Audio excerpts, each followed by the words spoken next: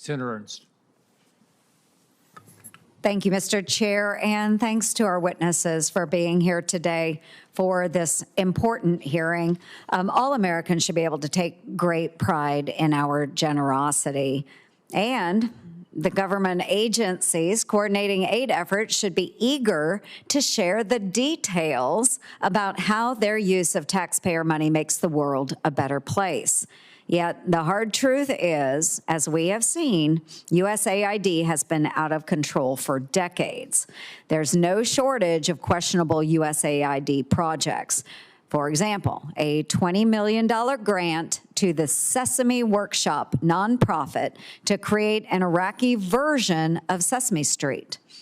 More than $9 million intended for civilian food and medical supplies in Syria ended up in the hands of violent terrorists. And another one, $27 million, was designated to so-called reintegration gift bags, which may even include a Barbie doll for deported Central Americans.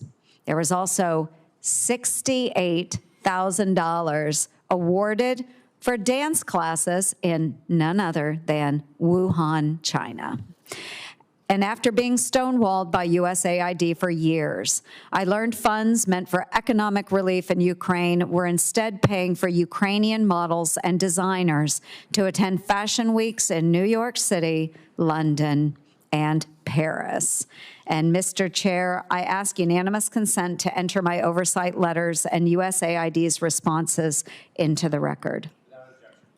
Thank you, Mr. Chair.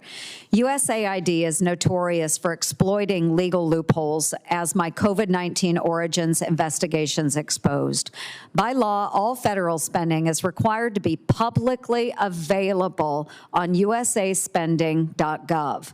We've known for a while that Dr. Fauci used NIH funding to finance bat coronavirus research at the Wuhan Institute of Virology, but it took the watchdog White Coat Waste Project to expose evidence that USAID was funding it too. In fact, the bulk of the money came from USAID. Yet no grants to the Chinese lab appeared on usaspending.gov. It was hidden from the public through layers of unreported subgrants and subawards. Thankfully, my push to defund EcoHealth Alliance was successful, and the group is now barred from receiving U.S. government grants. But this is why my TRACS Act must become law to prevent money being sent to China, the Taliban, or any other foreign adversary. Every grant recipient must be disclosed to ensure accountability, and we shouldn't stop there. My bipartisan Stop Secret Spending Act, introduced with Ranking Member Peters, would add additional transparency to federal spending. So, Mr. Schellenberger, I'll start with you, please. Why is USAID so secretive about how it spends billions of taxpayer dollars? Is it to avoid the public outrage over the waste, or is there something more nefarious there? Well, thank you, Senator. And first of all, thank you for your leadership in bringing transparency and accountability to aid and the funding there. Obviously, this example you just gave of the Wuhan Institute of Virology is incredible. I mean, the fact it appears that the U.S. government funded the creation of the virus that caused the global pandemic. Mm-hmm. We also know that President Barack Obama had banned that research, and that Anthony Fauci had created a workaround to get around that and move that research to the Wuhan Institute of Virology. Had there been some transparency about it, I think some questions would have been raised. One of the claims, of course, that was made right after Senator Cotton raised the idea that maybe it did leak from a lab. Washington Post claimed it was a debunked conspiracy theory. Anybody who had just Googled virus lab leak would have discovered that there had been years and years, maybe decades, of news stories about viruses leaking from labs. It's a very common thing, and of course, it was one of the main reasons that we wanted to end that risky gain-of-function research, because we knew it was the high risk of something leaking from a lab. So I think I applaud your work. We need much more transparency with it. Mm-hmm. As I mentioned before, I do think that some part of that motivation may have been to hide regime change operations that were run by USAID in concert with the State Department. If you're going to be doing regime change operations, those belong in the State Department and with the CIA, not in a charitable organization, because if you genuinely want people to trust in vaccines or other public health measures, it's a terrible thing for them to believe that maybe it's part of some counterterrorism operation or some manipulation by the U.S. government that has some political motivation or some regime change motivation. If it's truly, truly charitable support for things like, for good causes, then there has to be a firewall between that and what the CIA and the State Department are doing. Yeah, transparency, transparency, transparency.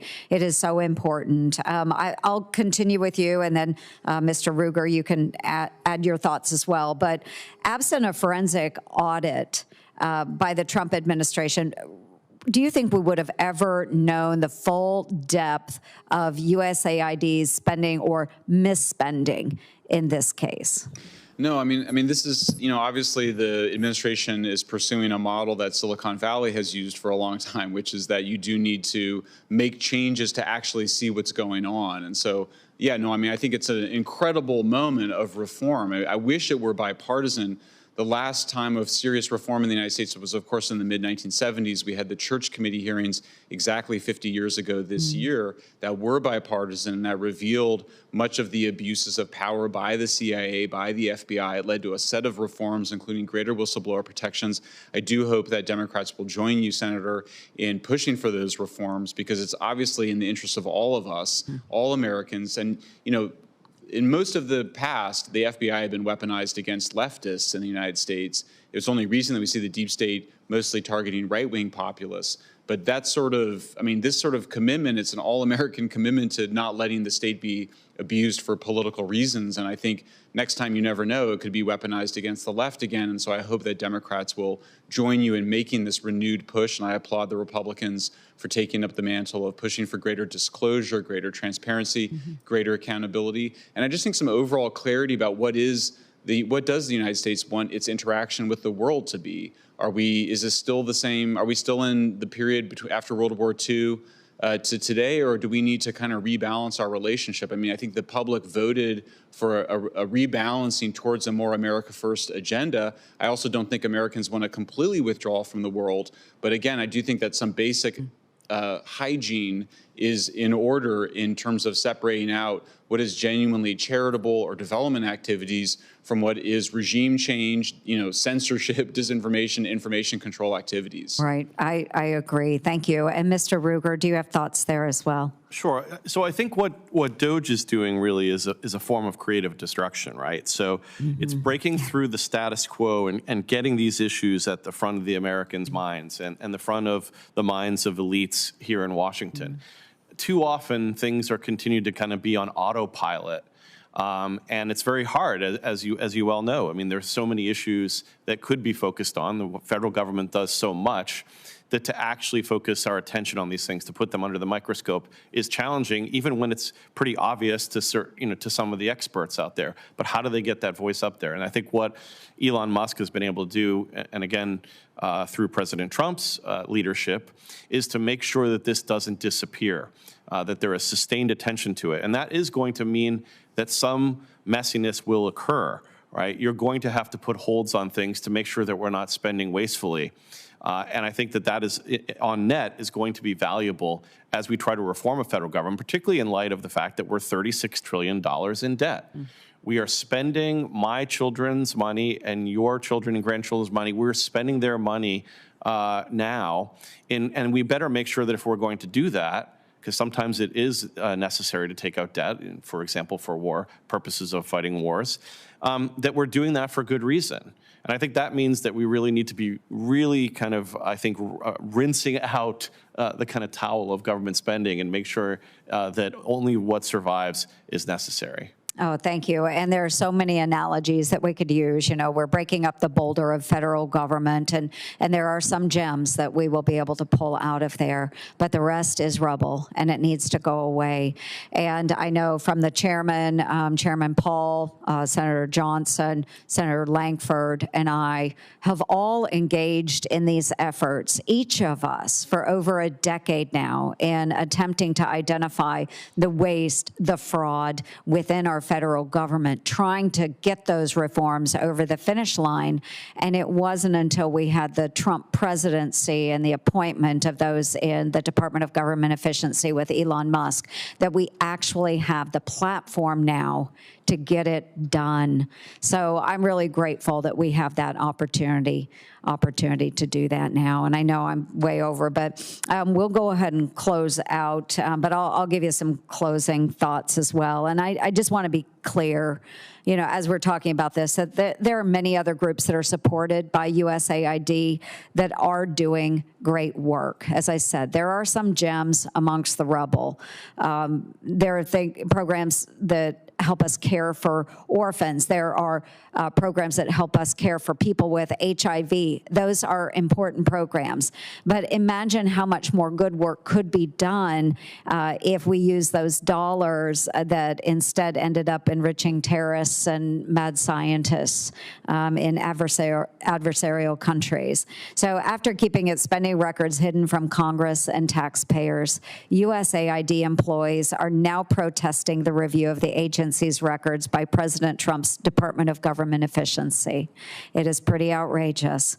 It's no surprise that Washington insiders are more upset at DOGE for trying to stop wasteful spending than at USAID for misusing their constituents' tax dollars.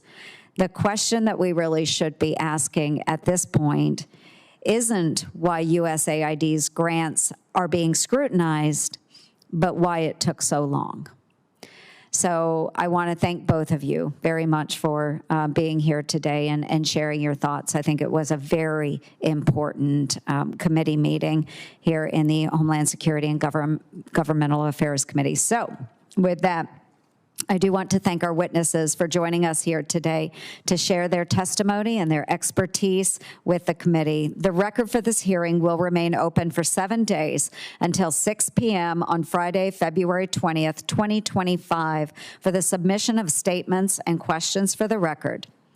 The hearing is now adjourned.